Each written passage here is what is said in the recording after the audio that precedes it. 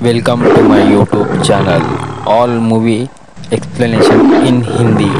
लोगों के चिल्लाने की आवाज़ सुनते हैं जो कि असल में गिड़गिड़ा रहे थे। और हमें स्क्रीन पर एक कोट देखने को मिलता है जिसमें ये लिखा था कि मैं पूरी दुनिया की भूख खत्म करना चाहता हूँ, आधे भूखे लोगों को मारकर दूसरे भूखे लोगों को खिलाकर उनका पेट भर के, जो कि बहुत ही ज़्यादा डरावना कोट था। अब यहाँ पर एक आदमी एक औरत को मार चुका था जिसके बदले में उसे खाने को मिलता है। ये आदमी गिल्टी तो था लेकिन फिर भी खाना खा रहा था। वो पीछे पलटता है तो वही लेडी मरी हुई पड़ी होती है जिसके चेहरे से खून बाहर आ रहा था। ये आदमी यहाँ पर एक चेंबर में था जहाँ पर स्पीकर से आवाज़ आती है और जू कीपर नाम का ये आदमी उस लेडी को घसीट कर ले जाता है। और अभी अभी जिस लेडी को उस आदमी ने मारा था वो और कोई नहीं बल्कि उसकी ही वाइफ थी। और बस यहीं से शुरुआत होती है इस मूवी की।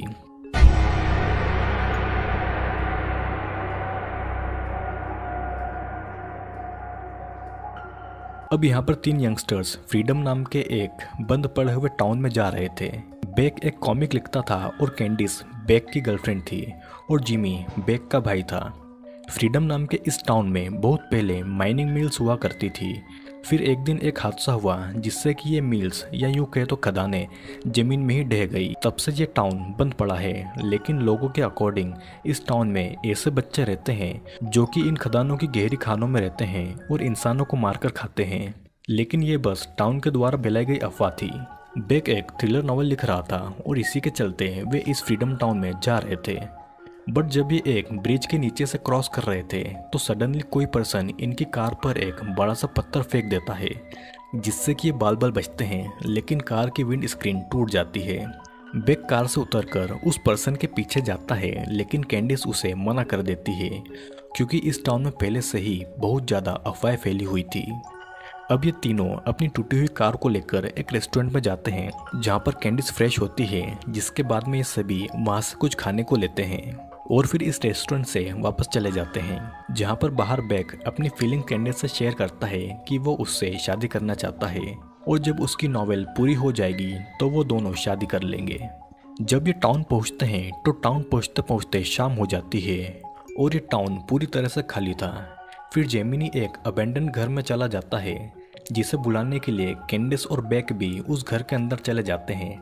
लेकिन सडनली कोई पर्सन वहाँ पर आता है और कैंडिस की कार चुरा कर वहाँ से ले जाता है क्योंकि कैंडिस ने कार की चाबी कार में ही छोड़ दी थी। और अब ये तीनों यहाँ पर इस खाली पड़े टाउन में फंस चुके थे। इन सभी के पास फ़ोन तो थे लेकिन इस टाउन में कोई सिग्नल टावर नहीं था और फ़ोन में नेटवर्क बहुत कम आ रहा था। इसीलिए बेक एक घर की छत पर चढ़ जाता है और 911 पर कॉल करके उनकी लोकेशन बताता है, लेकिन उसके कॉल पूरा नहीं हो पाता क्योंकि वहाँ पर नेटवर्क बहुत ही कम आ रहा था। कैंडिस उस घर के अंदर कुछ चेक करती है और उस घर की विंडो से उसे उसकी कार दिखाई देती है। कैंडिस बाहर आकर बेक को बताती है कि अभी अभी उसने उसकी कार को देखा है, लेकिन सडनली पीछे से कोई उसके सिर पर मारकर उसे वहाँ से घसीटता हुआ कार की डिक्की में डाल देता है और ऐसा करते हुए उसे बेक देख लेता है। बेक कैंडिस की मदद करने के लिए भागता है लेकिन तब तक देर हो चुकी थी। ये आदमी वही जू कीपर था जो कि मूवी की स्टार्टिंग में दिखाया गया था। वो बेक को एक इलेक्ट्रिक रॉड से शॉक देता है और फिर फायर एक्सटिंग्विशन से CO2 गैस उसके ऊपर छोड़कर उसे और कैंडिस को दोनों को ले जाता है। कैंडिस को जब होश आता है तो वो एक पिंजरे में बंद थी और ये पिंजरा एक बंद पड़े हुए रूम में था। बेक की हालत तो इससे भी ज़्यादा खराब थी, उसे तो ऊपर से नीचे तक किसी ने टेप से लपेट दिया था। अब अगेन स्पीकर से कोई पर्सन बोलता है और वो उनका वेलकम करता है। वो ये बताता है कि ये दोनों एक स्कूल में हैं और वो आदमी यहाँ का प्रिंसिपल है। प्रिंसिपल माइक में अजीब अजीब बातें कह रहा था जैसे कि कोई पर्सन खाने के लिए कुछ भी कर सकता है, मतलब कि कोई इंसान खाने के लिए किसी भी हद तक जा सकता है, वो मर भी सकता है और किसी को खाने के लिए मार भी सकता है। कैंडिस उस आदमी की बातों से परेशान होकर वहाँ पर लगा हुआ CCTV कैमरा देख लेती है और वो उसे तोड़ देती है, जिसके बदले में स्पीकर से बस यही आवाज़ आती है कि कैंडिस को इसके बदले में और कठोर सजा मिलेगी। यहाँ पर बेक खुद को टेप से आज़ाद कर चुका था। बेक को यहाँ पर नोरा नाम की लड़की मिलती है जो कि उसे बताती है कि वो और उसके पिताजी दोनों को यहाँ पर कैद कर लिया गया है। एंड सडनली यहाँ पर जू कीपर आकर बेक को पानी का ग्लास ऑफर करता है और उसे खाने का लालच देता है, लेकिन वो उसे खाने के लिए कुछ भी नहीं देता। जू कीपर एक डोर को अनलॉक करता है जिसमें बेक ये देखता है कि एक आदमी वहाँ पर ऑलरेडी बैठा हुआ है। बेक उस आदमी से पूछने की कोशिश करता है कि वो यहाँ पर क्या कर रहे हैं और उनके साथ यहाँ पर क्या होने वाला है। वो अकेला बैठा हुआ आदमी बेक को बताता है कि प्रिंसिपल उन्हें यहाँ पर भूखा और प्यासा रखता है। वो उन्हें कई दिनों तक खाना नहीं देता और खाने के बदले में उन्हें एक दूसरे से लड़ाई करनी होती है। इस खाने की लड़ाई में उन्हें सामने वाले को मारना होता है, जिसके बाद में उन्हें खाना मिलता है और फिर यही प्रक्रिया वापस होती है। उन्हें हफ्तों तक भूखा रखा जाता है और फिर खाने के लिए उन्हें लड़ाई करनी पड़ती है। वो आदमी बेक को बताता है कि वो यहाँ पर कई हफ्तों से है और वो अभी तक यहाँ पर 6 से भी ज़्यादा लोगों को मार चुका है, जिसमें उसकी पत्नी भी शामिल है। मतलब कि इस आदमी ने खाने के लिए अपनी पत्नी तक को मार डाला। फिर यहाँ पर जू कीपर खाना लेकर पहुँचता है और प्रिंसिपल माइक में ये अनाउंस करता है कि उन्हें खाना तभी मिलेगा जब उन दोनों में से कोई एक दूसरे को मार दे। बेक लड़ाई करना नहीं चाहता था, लेकिन प्रिंसिपल उससे कहता है कि वो अगर लड़ाई नहीं करेगा तो इस आदमी से लड़ने के लिए वो कैंडिस को भेज देगा। मतलब कि बेक की जगह इस आदमी से कैंडिस लड़ेगी, जिसे सुनने के बाद में बेक लड़ाई के लिए रेडी हो जाता है। लेकिन ये आदमी तो लड़ाई के लिए उतावला हो रहा था, या यूं कहें कि ये खाना खाने के लिए उतावला हो रहा था। ये आदमी कई हफ्तों से भूखा था और खाने के लिए कुछ भी कर सकता था। शुरुआत में बेक इस आदमी को नहीं मारना चाहता था, लेकिन ये आदमी खाने के लिए कुछ भी कर सकता था और किसी भी हद तक जा सकता था। ये आदमी बेक को मारने की कोशिश करता है और अपने सेल्फ डिफेंस में बेक उस आदमी के हाथ के पंजे को एक बड़े से चाकू से काट देता है और फिर दूसरा वार वो इसकी गर्दन पर करता है, जिससे कि ये आदमी मर जाता है और बेक इस लड़ाई को जीत लेता है। बेक की इस जीत के रिवॉर्ड में प्रिंसिपल उसे खाने के लिए देता है, लेकिन बेक ऐसा खाना नहीं खा सकता था और वो ये खाना जू कीपर के ऊपर फेंक देता है। ये सभी लोग जहाँ पर बंद थे, ये फ्रीडम टाउन का एक हाई स्कूल था और प्रिंसिपल कैंडिस के पास वाले रूम में ही था, जिसे कैंडिस एक होल के जरिए देख सकती थी। कैंडिस को यहाँ पर कई हफ्ते हो चुके थे और उसे खाने के लिए कुछ भी नहीं मिला था। कैंडिस इतनी ज़्यादा भूखी थी कि वो कॉकरोच को ही खा लेती है और उसे ऐसा करता हुआ देख नोरा वहाँ पर आती है और कैंडिस को पानी पिलाती है। प्रिंसिपल कैमरे में नोरा को कैंडिस की हेल्प करता हुआ देख लेता है और उसे ले जाकर एक रूम में छोड़ देता है, जहाँ पर एक आदमी को लाया जाता है, या यूँ कहें कि आदमी के रूप में एक जानवर को छोड़ा जाता है। वो आदमी नोरा को उठाकर दीवार पर इतनी जोर से पटकता है कि उसका सिर फट जाता है और नोरा का खेल यहीं पर खत्म हो जाता है। जिसके बाद में ये आदमी नोरा के मांस को चाटने लगता है। कैंडिस को कई हफ्तों से खाने के लिए नहीं मिला था और खाने के बदले में उससे लड़ाई करनी थी, जिसके बदले में जू कीपर एक खतरनाक औरत को वहां पर कैंडिस से लड़ने के लिए छोड़ता है और मारने के लिए उसे एक कैंची मतलब कि सीजर दे देता है। और यहाँ पर बेक के पीछे वो आदमी पड़ जाता है जिसने कि अभी अभी नोरा को मारा था और वो अब बेक को मारने वाला था, जिससे बचने के लिए बेक वहाँ से भागने का रास्ता ढूंढ रहा था। यहाँ पर ये औरत अपनी भूख से इतनी ज़्यादा परेशान थी कि वो कैंडिस पर कई वार करती है, लेकिन कैंडिस उससे बचकर वो सीजर को छुड़ा लेती है और उसकी आंखों में उस सीजर को घुसा देती है, जिससे कि कैंडिस से खाने की लड़ाई को जीत लेती है। और फिर सडनली बेक कैंडिस के रूम में पहुंच जाता है उस आदमी से बचते हुए। कैंडिस बेक को ये कहती है कि प्रिंसिपल पास वाले रूम में ही है और उसके पास कैमरे तो कई सारे हैं, लेकिन मॉनिटर एक ही है। वो एक टाइम पर बस एक ही कैमरे पर नजर रख सकता है। कैंडिस और बेक एक दूसरे से ये बातें करते हैं कि यहाँ पर कई सारे लोग फंसे हैं और उनके बचने का कोई भी रास्ता नहीं है, उन्हें जल्दी मार दिया जाएगा। अब यहाँ पर जू कीपर आता है कैंडिस की जीत पर उसे एक पिज्ज़ा का स्लाइस देने के लिए, लेकिन बेक उस पिज्ज़ा स्लाइस को पहले ही खा लेता है क्योंकि वो कई ज़्यादा दिनों से भूखा था। कैंडिस जू कीपर से कहती है कि वो उसके लिए एक और पिज्ज़ा का स्लाइस लाकर दे, जिसके बदले में वो उसके लिए कुछ भी कर सकती है। कुछ भी से मतलब है कुछ भी। जू कीपर कुछ देर सोचता है, लेकिन प्रिंसिपल उसे बुला लेता है, जिसके बाद में कैंडिस बेक पर बहुत ज्यादा नाराज होती है क्योंकि वो उसका पिज्जा का स्लाइस खा चुका था। और यहाँ पर हम ये देखते हैं कि इंसान खाने के लिए कुछ भी कर सकता था। कैंडिस पूरी तरह से खाने के लिए पागल हो चुकी थी। वो बेक के पेट में से वापस खाना निकलाती है, वो उसके मुंह में उंगली डालती है और उससे उल्टी करवाकर उसके पेट से निकला हुआ पिज्जा खा लेती है। जिसके बाद में बेक उस मरी हुई औरत के पेट में से सीजर निकालता है और उसे एक दीवार में जाकर चेक करता है। अब ये सीन कट होकर उसी रेस्टोरेंट पर आ जाता है जहाँ पर कैंडिस और बाकी के लोग गए थे।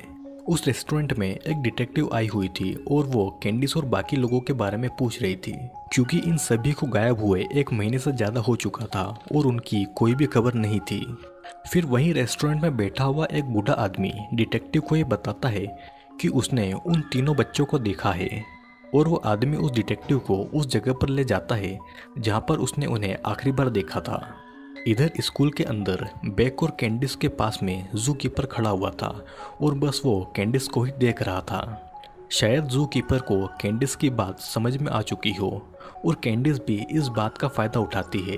वो जू कीपर से खाने के लिए कुछ मंगवाती है, लेकिन वो उसकी नहीं सुनता और वहाँ से चला जाता है। जो सीजर बेक को मिली थी वो उससे रोज़ दीवार में होल बना रहा था, जिसकी खबर उसके और कैंडिस के अलावा किसी को नहीं थी। जब बेक दीवार में होल करता था तब कैंडिस वहाँ पर पहरा देती थी। फिर कैंडिस बेक को ये बताती है कि वो उसके बच्चे की माँ बनने वाली है और वो प्रेग्नेंट है। कैंडिस बहुत ज़्यादा कमज़ोर हो चुकी थी क्योंकि उन्हें बहुत टाइम से खाने के लिए कुछ भी नहीं दिया गया था। अब यहाँ पर जो आदमी डिटेक्टिव को लेकर आया हुआ था वही प्रिंसिपल था, जिसका असली नाम था एजविक। प्रिंसिपल डिटेक्टिव को स्कूल में ले जाकर उसे एक हैमर से मारकर उसे बेहोश कर देता है और उसे एक दूसरे भूखे आदमी के सामने लाकर छोड़ देता है उससे लड़ने के लिए। और ये भूखा आदमी था नोरा का फादर। जू कीपर उस डिटेक्टिव और उस आदमी को रोड देता है एक दूसरे से लड़ने के लिए, लेकिन डिटेक्टिव ये समझ नहीं पाती कि यहाँ पर चल क्या रहा था और उसे यहाँ पर क्यों छोड़ा गया है। फिर अगेन बेल रिंग होती है, जिसके बाद में दोनों खाने के लिए और जान बचाने के लिए एक दूसरे से लड़ते हैं। ये आदमी डिटेक्टिव के मुंह में एक रॉड को घुसाकर उसे खत्म कर देता है और अपनी मील को एंजॉय करता है। हम ये देखते हैं कि बेक दीवार में पूरी तरह से होल कर चुका था। वो दोनों बस बाहर निकलने ही वाले थे कि प्रिंसिपल को पता लग जाता है कि उनका कुछ प्लान है। वो उन दोनों को पानी देने के बहाने आता है जिसमें कि नींद की दवाई मिली हुई थी, जिसे पीने के बाद में दोनों बेहोश हो जाते हैं। और जब बेक को होश आता है तो वो एक रूम में होता है जहाँ पर उसके भाई जेमिनी को कई हफ्तों से भूखा रखा गया था।